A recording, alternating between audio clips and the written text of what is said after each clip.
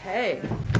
I know we're waiting for a gather time too, so not to scare you, if there's a note passed, nothing bad is happening. We'll just keep you all abreast of when it's time to do that.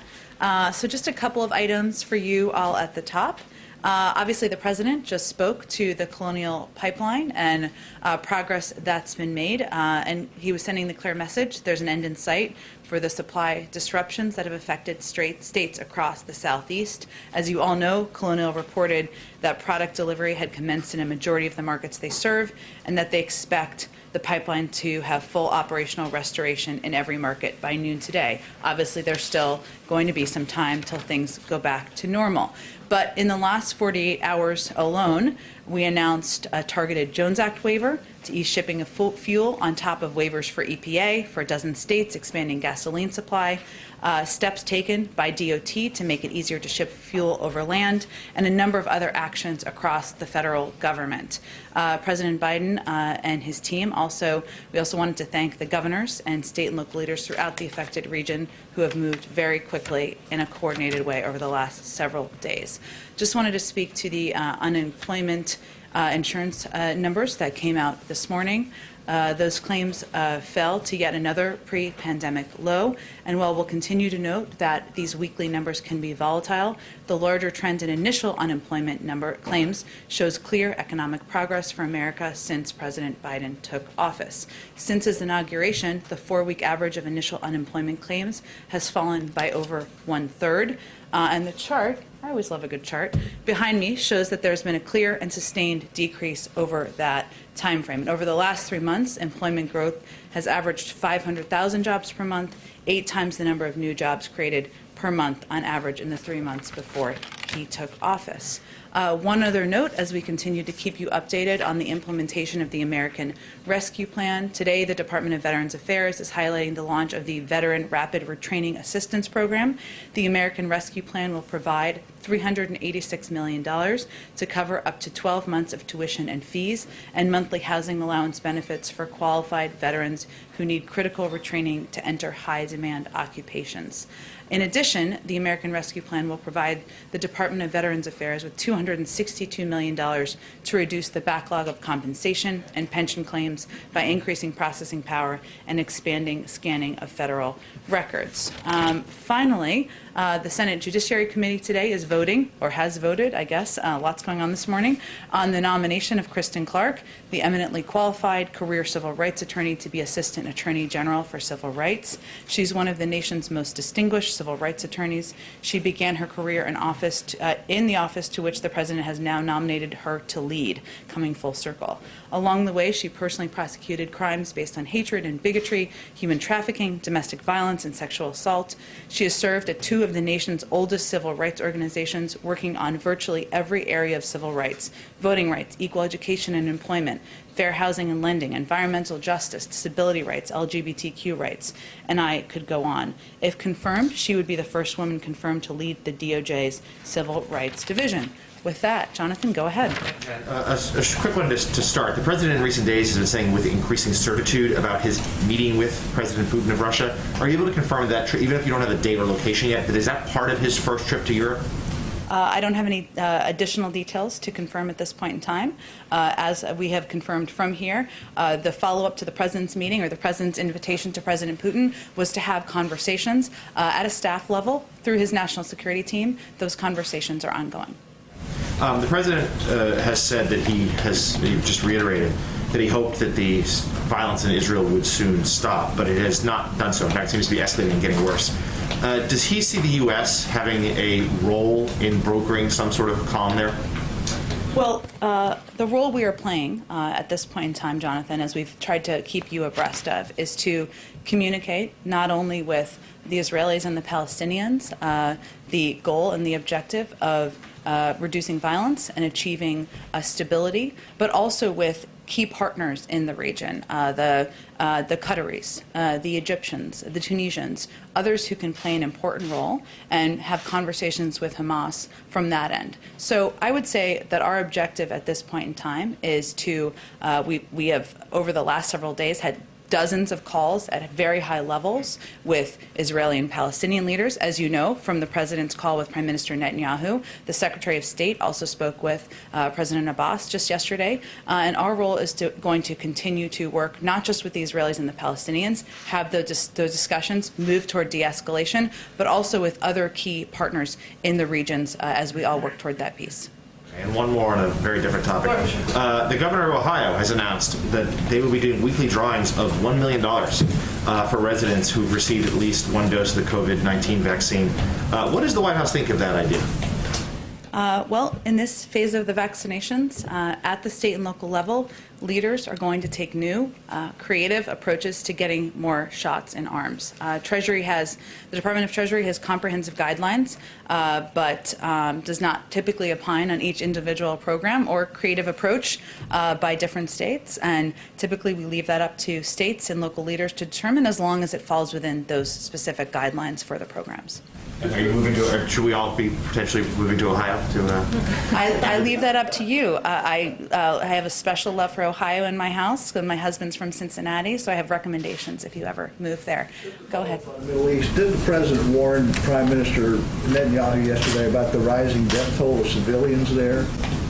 Well, I know we put out expansive readout of the call that the president had with the prime minister.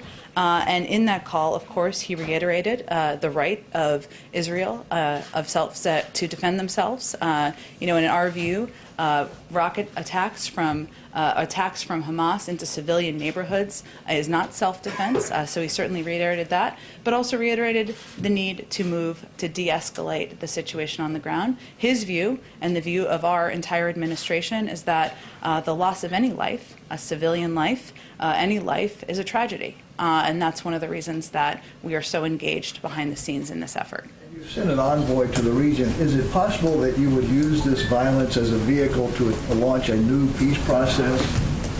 Well, Steve, I will say that we have been having strategic discussions, dialogue, I should say, with the Israelis since the very beginning, since almost the first week of the administration. Now, the focus of those discussions, or at least a lot of the questioning, has been understandably about how we've used that or how we've raised the Iran negotiations. And that's obviously keeping them abreast of that has been a part of those discussions. But we've also talked about the fact that the position of the administration continues to be that the only path towards a long-lasting, peaceful outcome is a two-state solution. Actually, the fact that Colonial Pipeline paid a ransom make you concerned that this could happen over and over again, these types of hacks?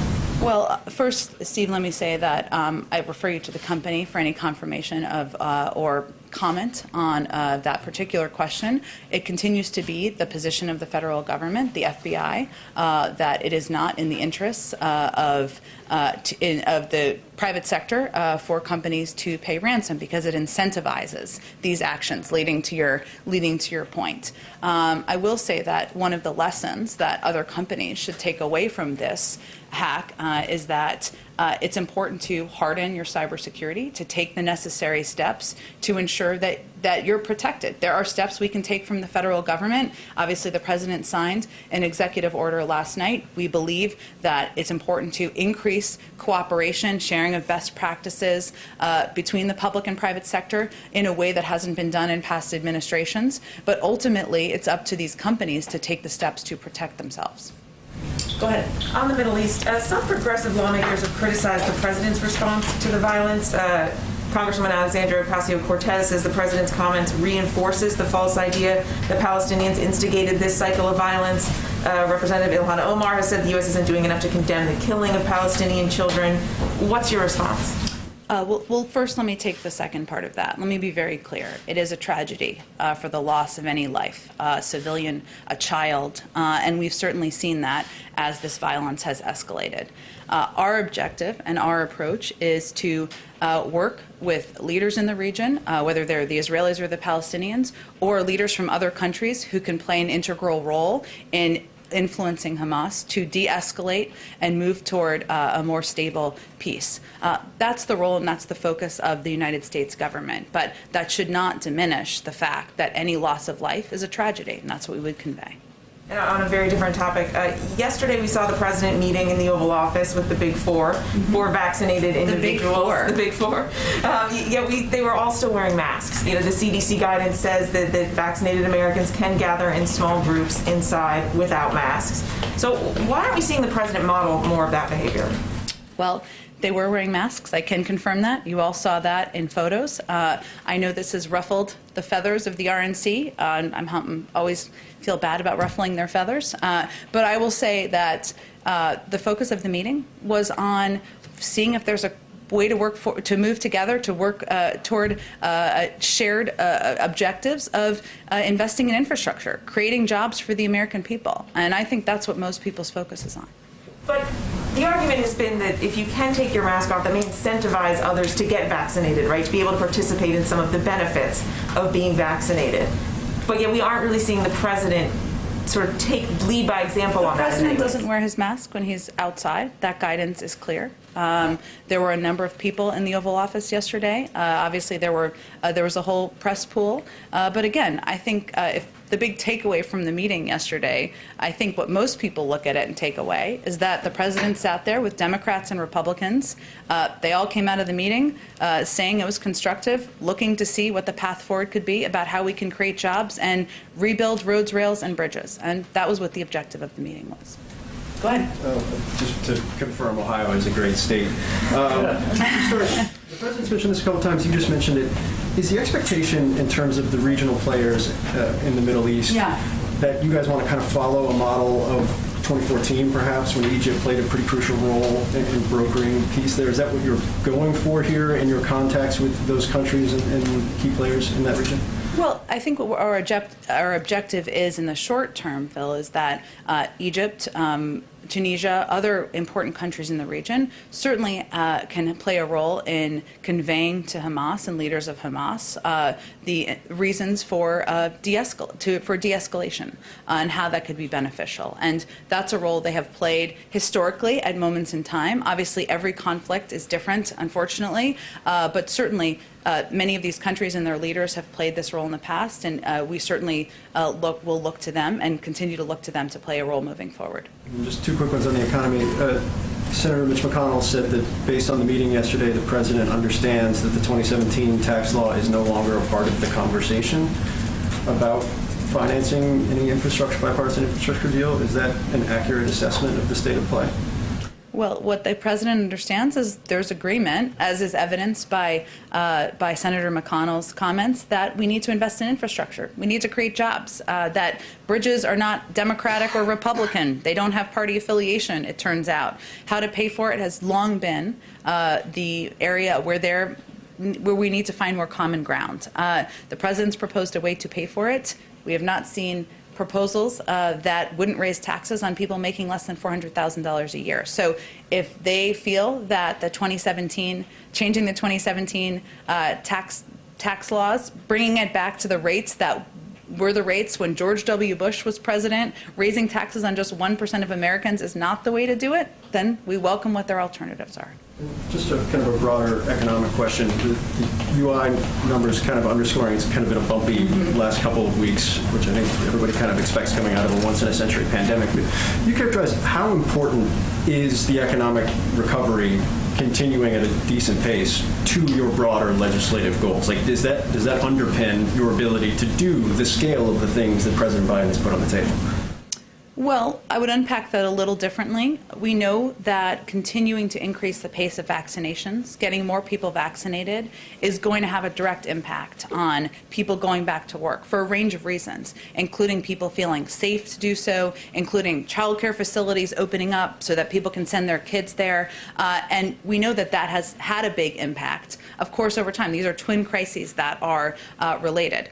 But the proposals the president has made for the American Jobs Plan, for the American Families Plan, there are certainly some impacts that will be very beneficial over the short term. Additional assistance for childcare, of course, beginning to put more and more people back to work. We know there's more we need to do. More than 8 million people are still out of work. But these are also proposals and ideas that have a long-term impact, that will increase our competitiveness over the long term, that will help ensure we can compete with China. So, there's an argument to be made that we need to get through continue to get through the crisis we are in, but we also need to think about what's next and how we're building the workforce of the future, and that will continue to be his argument. Just to put a quick finer point on it, broader point being, because of the long-term effect of the proposals that were put on the table, what happens with economic numbers in the near term has no effect whatsoever on the president's decision to pursue those going forward. Well, first, I would say we look at averages, right, over the course of time. So we've created about 500,000 jobs on average over the last few months, and we know these numbers and these data can go up and down. We also know, and this is why I referenced the pandemic, because we know that there has been a massive increase over even just the last month in the number of people who have been vaccinated in comparison with what the numbers were in the week that they were measured for this month's jobs numbers. That was a bit of a roundabout, but I was trying to get to a point there. So we know that. There's no question also, and economists have said that these proposals, the American Jobs Plan, would help put more people back to work. There's more we need to do, but it's both, right? So it doesn't impact the fact that we still need to do more over the long term for competitiveness, but certainly as we still see more than 8 million people out of work, it is a reminder of the need to do more now, and that the economy needs more now, and that we need to do more now across communities to create jobs.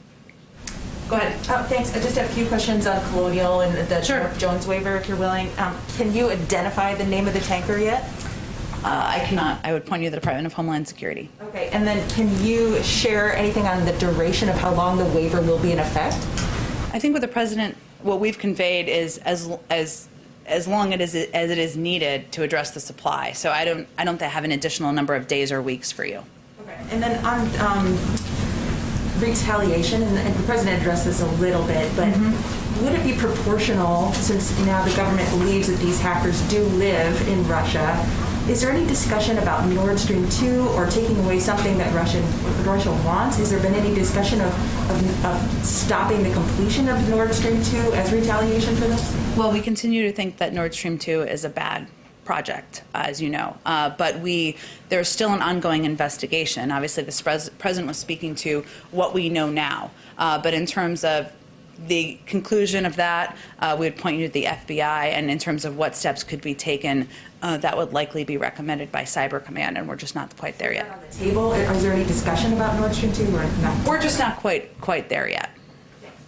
Go ahead. Thanks, Jen. Back to infrastructure.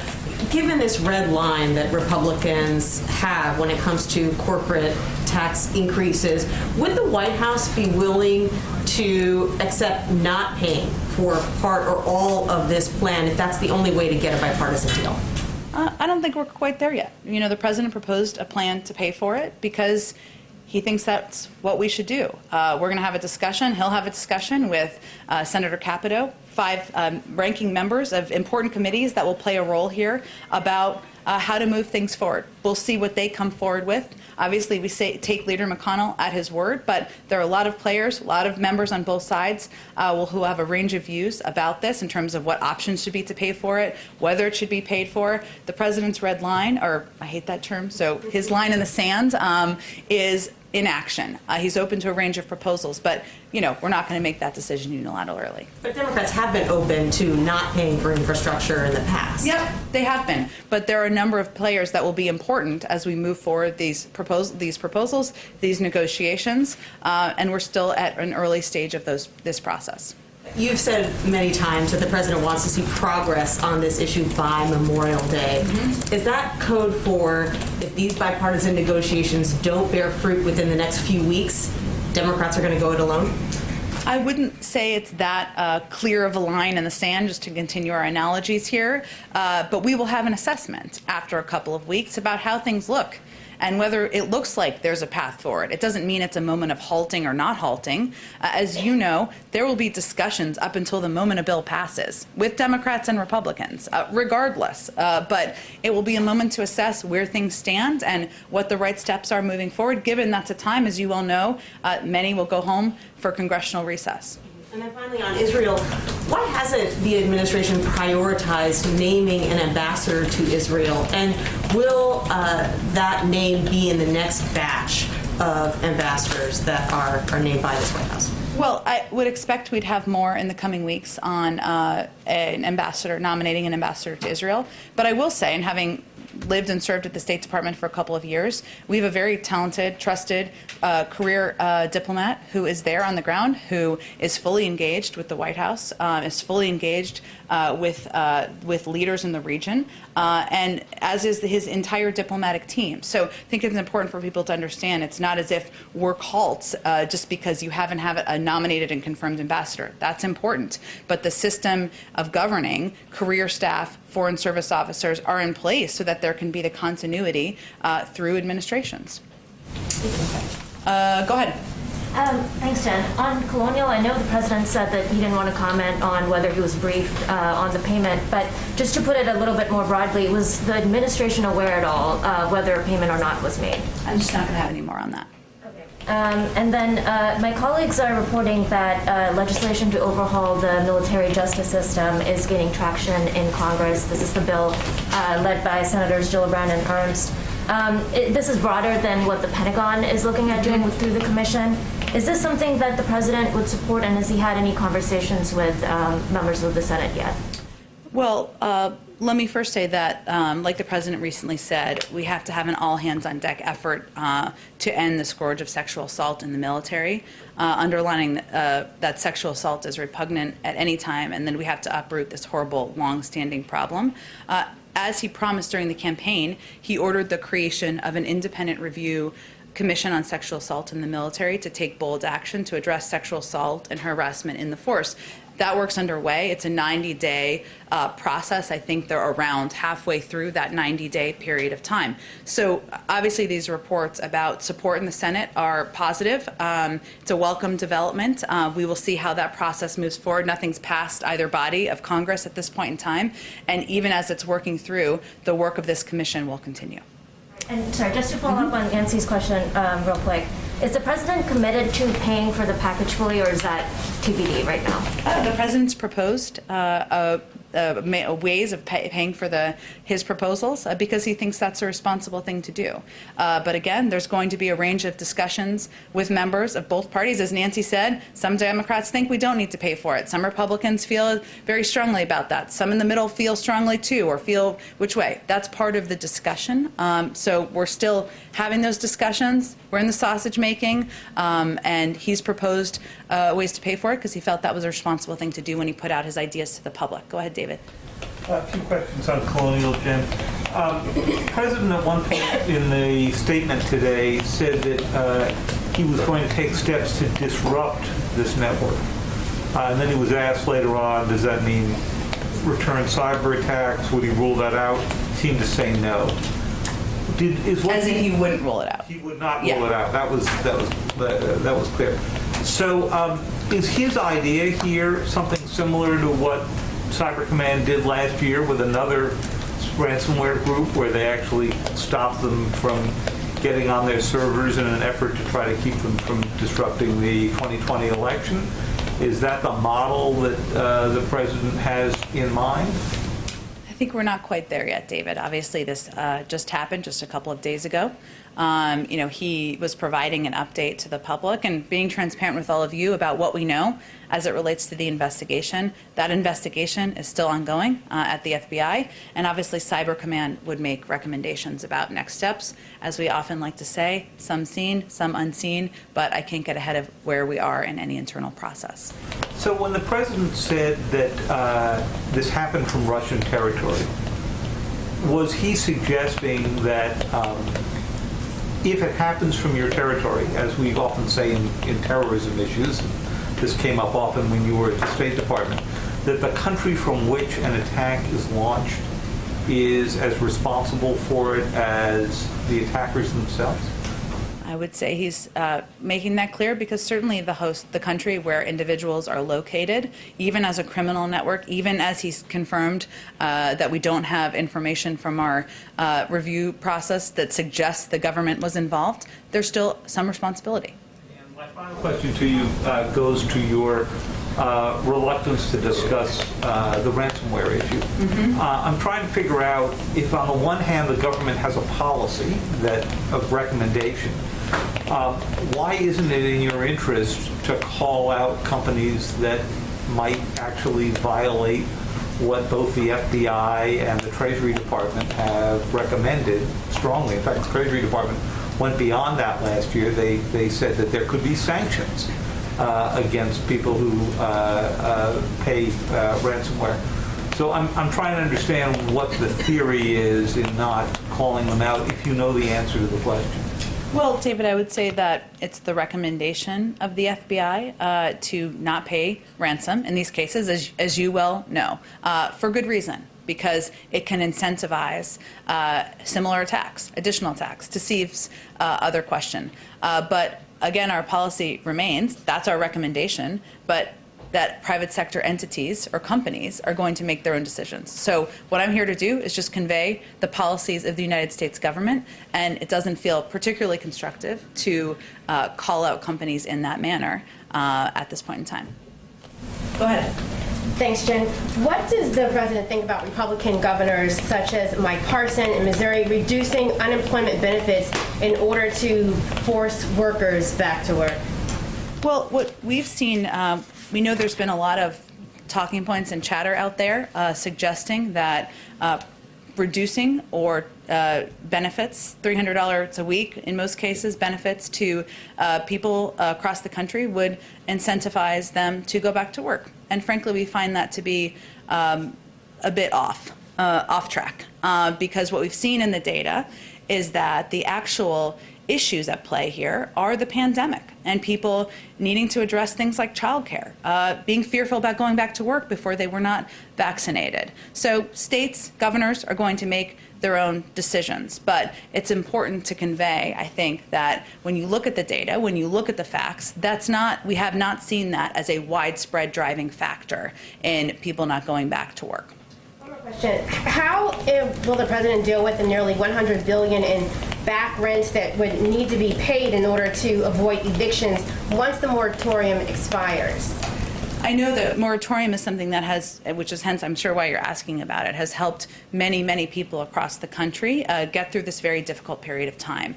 I think we have a little bit more time before it expires, if I'm remembering correctly, and certainly there will be considerations made, but it's a process that's done through different agencies and secretaries and making a recommendation on the extension, so I can't get ahead of that. If we don't make the decision to extend it, obviously we'll have to figure out how to continue to help renters, but at this point in time, it's still ongoing.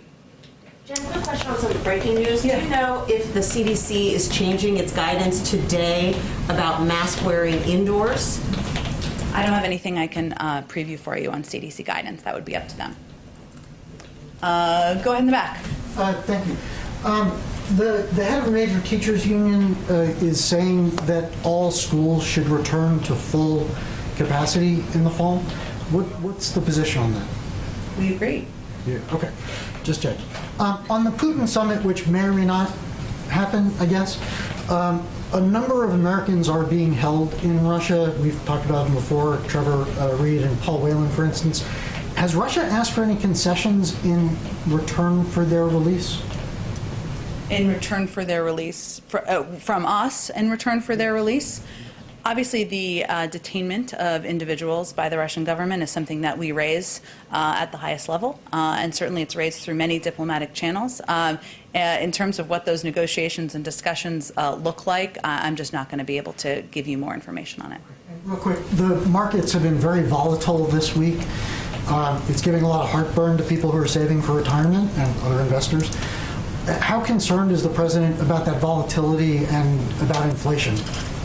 Well, on the markets, I've been doing this long enough not to weigh in and speak to that. Certainly we have a number of people in the federal government, including our Treasury Secretary, who can speak to that more effectively than I can.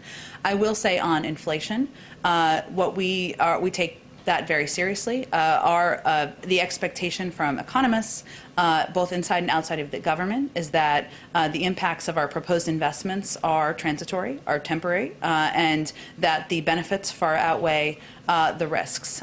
So that we look at it through, certainly through that prism. Obviously, we've seen over the last couple of days, to your point, some reaction to the CPI numbers that came out just yesterday. And, our view on that is it reflects the reality of an economy that's rapidly turning back on because of a successful economic strategy. And if you dig into the data, there are a couple of factors at play that I think people are taking a look at now that we've dug into the data more, including the fact that, for example, airfares increased by 10%, but are still almost 20% below pre-pandemic levels. One of the biggest impacts we saw in the data yesterday was on used car sales, and that is a direct impact of the semiconductor chip shortage. So point is, there's a number of factors here that can be explained, and we're working to address, and I think as we continue to communicate that, hopefully that will give some comfort to the American people and, of course, industries. Go ahead.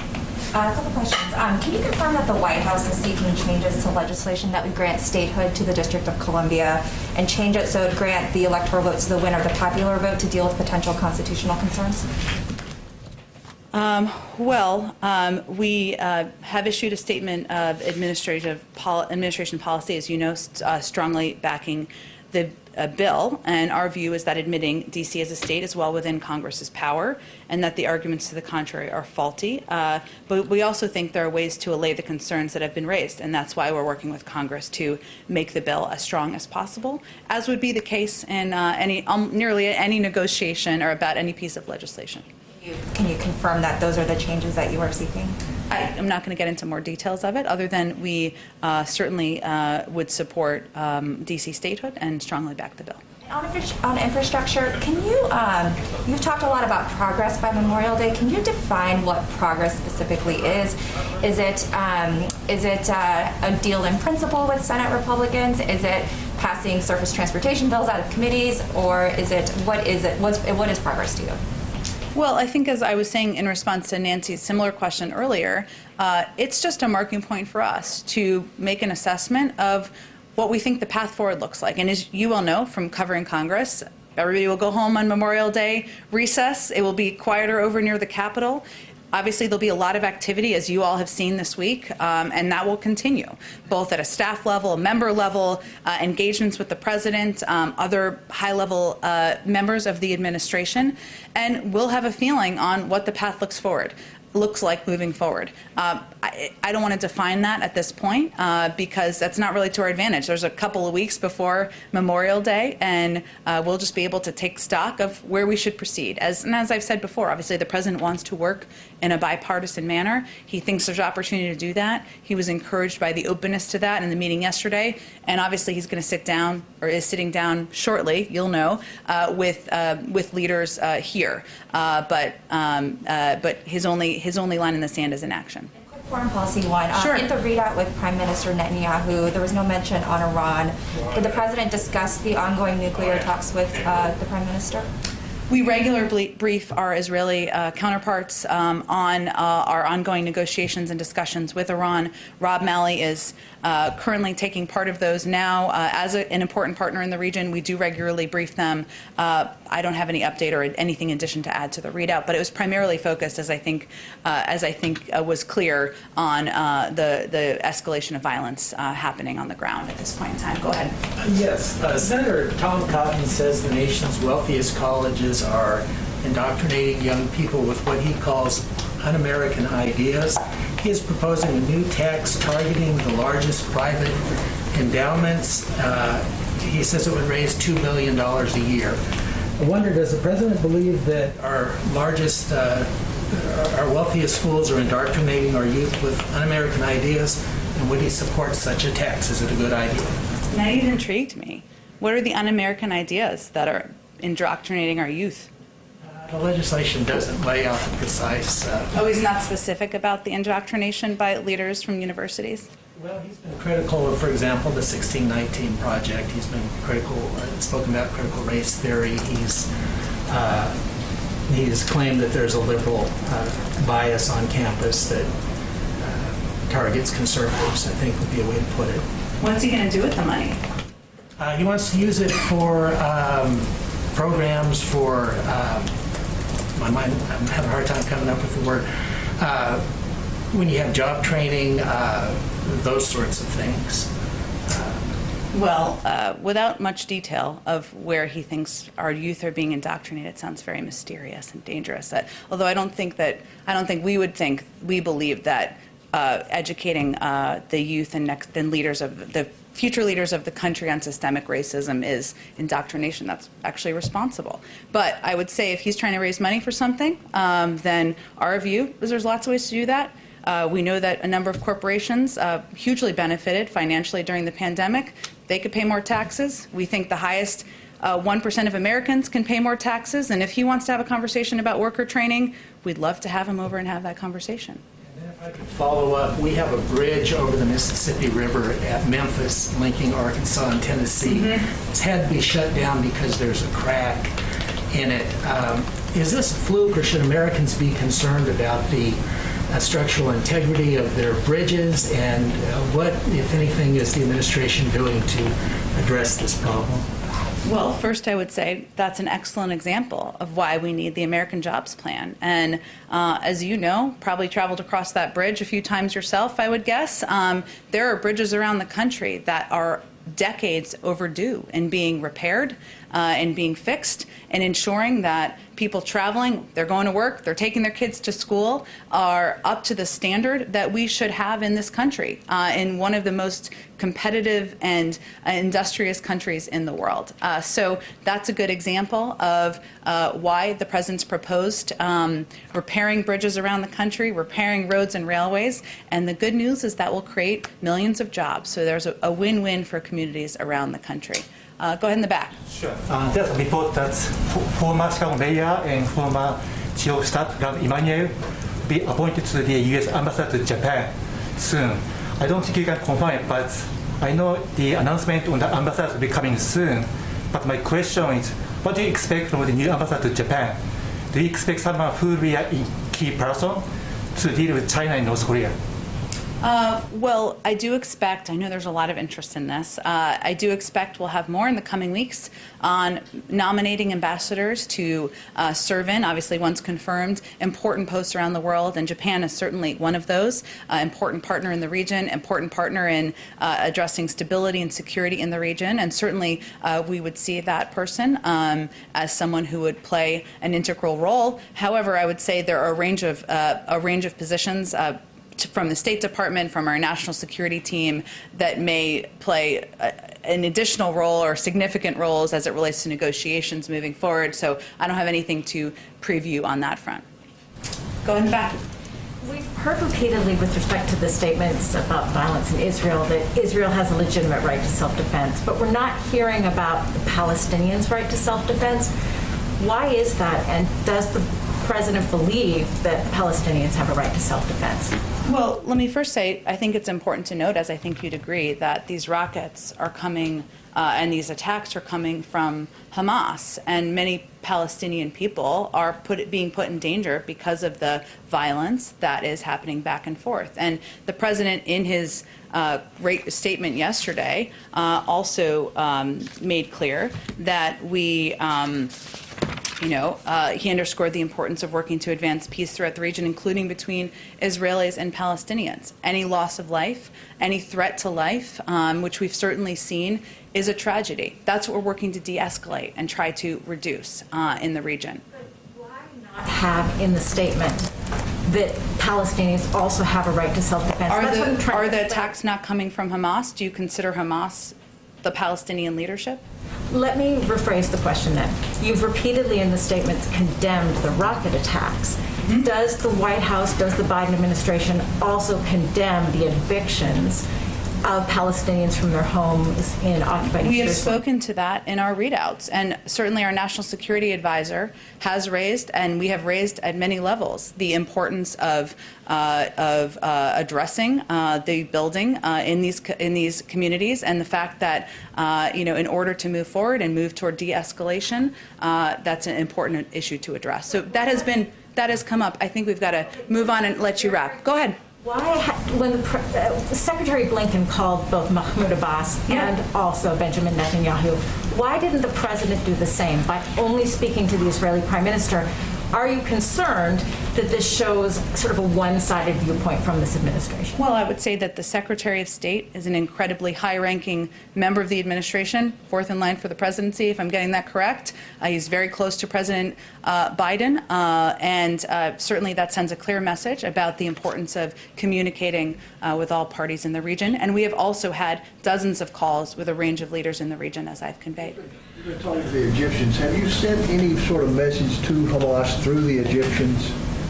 Well, I think, Steve, the reason we're, of course, talking in part to the Egyptians and others in the region is that they have significant influence over Hamas. And unfortunately, as we saw earlier this week, assurances from Hamas that they were prepared to stand down proved false as they later launched a rocket barrage. But they are important communicators with Hamas. They can play an important role here, and that's why we're communicating with them, as well as the Israelis and the Palestinians. Thank you, Jen. Thank you, everyone.